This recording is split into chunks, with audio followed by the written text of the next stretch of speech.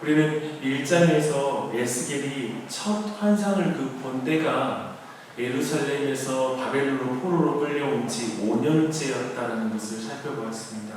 그런데 24장의 말씀, 오늘 말씀이 주어진 때는 1장으로부터 약 5년 정도 지난 BC 588년경이었습니다. 이때 에스겔은 느부갓네살의 군대가 예루살렘을 치려고 가까이 갔다라는 것을 이제 하나님의 지시로 알게 됩니다. 이제 에스겔서 전반부에서 계속 하나님이 경고하신 예루살렘의 최종적인 심판이 임박하였습니다. 예루살렘 포위 공격이 이제 시작된 것입니다. 이것은 에스겔서에서 굉장히 중요한 전환점입니다. 바벨론의 예루살렘 포위 공격의 시작과 함께 에스겔은 다시 한번 행위 예언을 하라는 하나님의 명령을 오늘 말씀에서 받게 됩니다.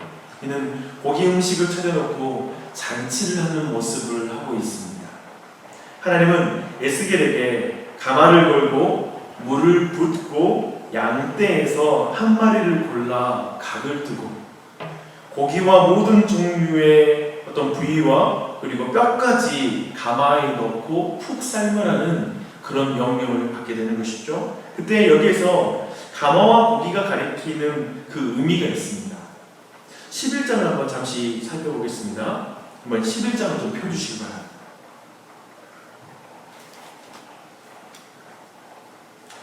11장 3절에 보면 예루살렘에 남겨진 사람들이 이렇게 말합니다. 그들의 말이 집 건축할 때가 가깝지 아니한즉 이 성읍은 가마가 되고 우리는 고기가 된다 하나니. 지금 포로로 끌려가지 않은 사람들이, 남은 사람들끼리 그 포로로 끌려가지 않은 것에 감사하며 서로를 축하하듯이 말하는 말이 이 말입니다. 예루살렘 성을 가마이고 그리고 자신들은 좋은 고기라고 이렇게 말하고 있습니다. 이 말은 예루살렘 성이 거룩한 도성이라는 자부심과 또 그 스스로가 그 거룩한 성에 살고 있는 시민임을 자부심을 가지고 높이듯 하는 그런 말입니다. 뭔가 거룩한 도성에서 자신들은 안전하다라는 것을 확신하는 의미로 이 말을 하고 있습니다. 그래서 하나님은 바로 이 말에 대해서 반박하는 말을 6절, 7절에서 하고 있습니다. 너희가 이 성읍에서 많이 죽여 그 거리를 시체로 채우라. 그 성은 결코 거룩한 성이 아니라 피가 가득한 성이라고 지금 말하고 있는 것입니다. 7절입니다. 그러므로 주 여호와께서 이같이 말씀하셨느니라. 이 성읍 중에서 너희가 죽인 시체는 그 고기요 이 성읍은 그 가마인데 너희는 그 가운데에서 끌려 나오리라 라고 말합니다. 예루살렘 성이라는 가마 안에 있는 고기는 바로 그들이 죽인 시체가 바로 그 고기라고 이렇게 말하고 있습니다. 그렇기에 그들은 그 성에서 안전하지 못하고 끌려 나오게 될 것이라고 이렇게 말하고 있는 것이죠. 11절을 보십시오.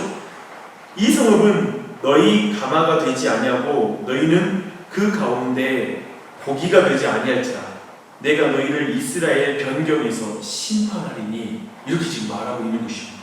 이렇게 보면 지금 오늘 본문에 고기와 그리고 가마의 의미를 분명하게 이해하셨을 것입니다.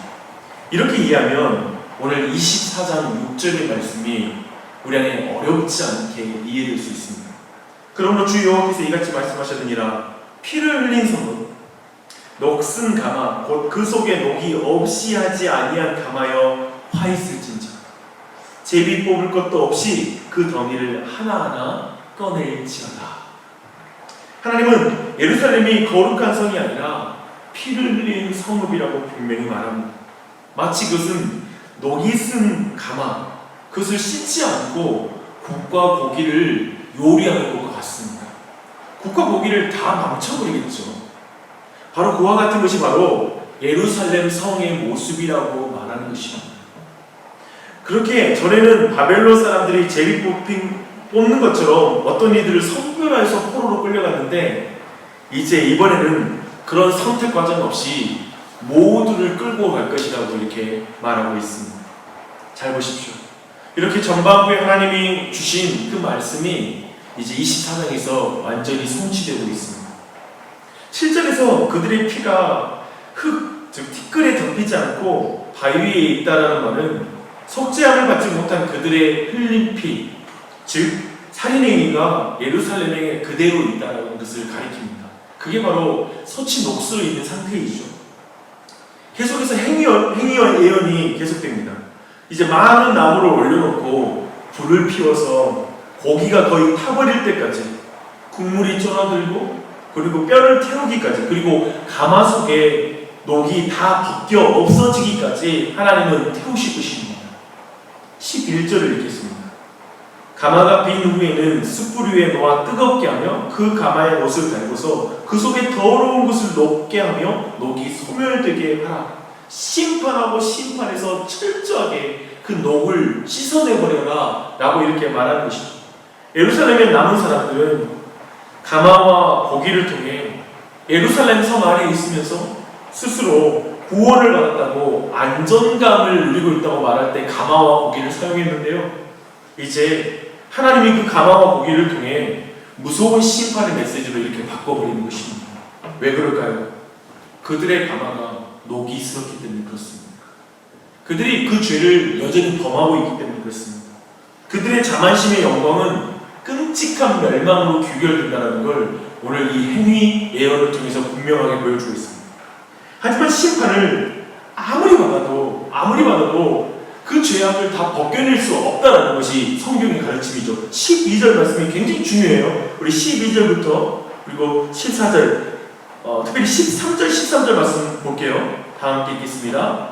너의 더러운 것들 중에 음란이 그 하나이니라. 내가 너를 깨끗하게 하나 내가 깨끗하여지지 아니하니 내가 내게 향한 분노를 풀기 전에는 내 더러움이 다시 깨끗하여지지 아니하리라.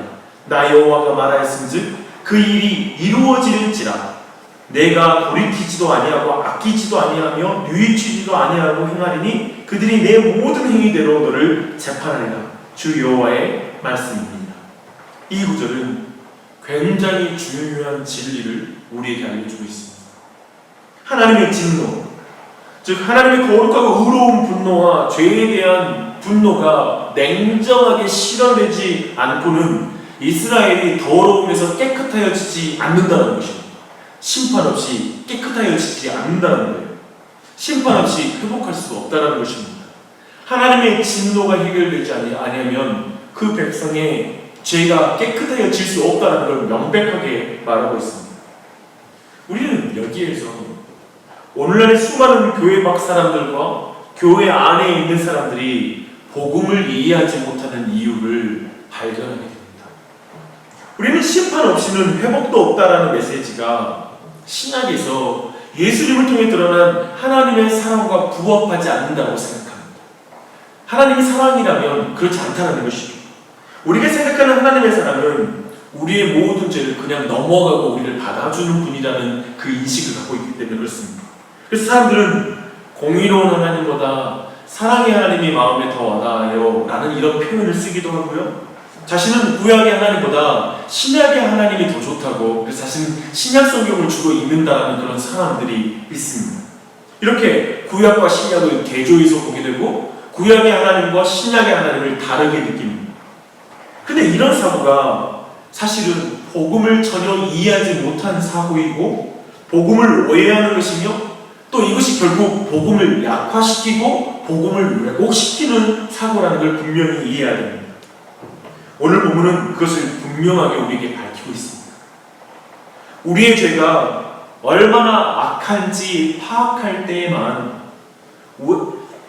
그리고 우리의 죄가 심판 없이는 깨끗해질 수 없다는 사실을 믿을 때만 우리는 성자 예수님이 하나님의 무서운 심판을 받으셨다는 사실을, 우리를 대신하여 받으셨다는 사실을 우리는 온전히 그 의미를 깨닫게 되는 것입니다. 참으로 성자 하나님을 통해서 죄에 대한 하나님의 진노가 풀렸기 때문에 우리의 죄가 깨끗하게 되었다는 성경의 진리가 있는 것이죠. 내 모든 죄가 깨끗하게 씻긴 것입니다. 계속해서 자신의 의지와 행동으로 자신이 의롭다고 믿는 사람들, 스스로 자신을 높이는 사람들은 이 하나님의 은혜를 구하지 않을 것입니다. 주 안에 사랑하는 여러분, 하나님이 우리의 행위대로 심판하셨습니다. 어떻게 해요? 예수 그리스도를 통해. 우리를 향한 하나님의 분노가 풀렸습니다. 어떻게 해요? 예수 그리스도를 통해서. 우리의 죄가 깨끗하게 씻겨졌습니다. 어떻게 해요? 하나님의 진노가 예수 그리스도를 통해 우리를 향한 진노가 완전히 풀렸기 때문에 그렇습니다. 주 안에 사랑하는 여러분, 오늘 말씀을 보는데 그런 생각이 들어요. 우리가 안전하다고 생각하는 그 가만은 뭘까? 그 성은 무엇일까? 라는 생각을 해봤습니다. 우리 자신의 가마, 그리고 우리 안에 있는 것들이 로기스이고는 우리가 죄 가운데 있어서는 무엇을 담더라도 거기에서 나오는 요리가 다 더러워서 버릴 수밖에 없는 것입니다. 당연히 우리는 요리할 때 깨끗하게 그 그릇을 씻고 요리하지 거기 안에 먼지가 끼고 더러워진 상태로 결국 요리하지 않을 것입니다. 그렇게 한다면 진짜 어리석은 일이 되겠죠. 마치 그렇습니다. 우리를 정결하게 하지 않고는 이 한날에 거기에 무엇을 담더라도 하나님이 기뻐하시는 삶을 살 수가 없습니다. 여러분, 요즘 얼마나 소독을 열심히 하세요? 소독을 잘하면 얼마나 우리가 안정감을 느끼세요? 그렇죠? 근데 우리 영혼의 소독은 어떻게 합니까? 보험으로, 좋은 집으로, 좋은 차로 승진하여서 우리의 내면이 깨끗하여집니까? 우리의 그릇이 깨끗하여집니까? 그것이 아니죠. 오직 예수 그리스도의 그 보혈로만 우리의 내면이 깨끗하여지고 우리의 그릇이, 우리 가정이, 우리 교회가 깨끗하여지는 줄 믿습니다. 하나님의 진노가 예수 그리스도를 통해 풀려야지만이 그것을 우리가 믿을 때에만 우리가 깨끗하여지는 줄 믿습니다. 그 깨끗하여지는 마음 안에 성령님이 거하시고 그리고 그것 가운데 우리에게 놀라운 능력이 임하는 것이죠. 오늘 이 에스겔서 24장에 나오는 이 놀라운 복음의 내용 앞에 같이 항복하고 그 말씀을 믿고 이 한 달도 그 은혜 안에 살아가는 한 달이 되시길 예수님의 이름으로 축원합니다. 기도하시겠습니다.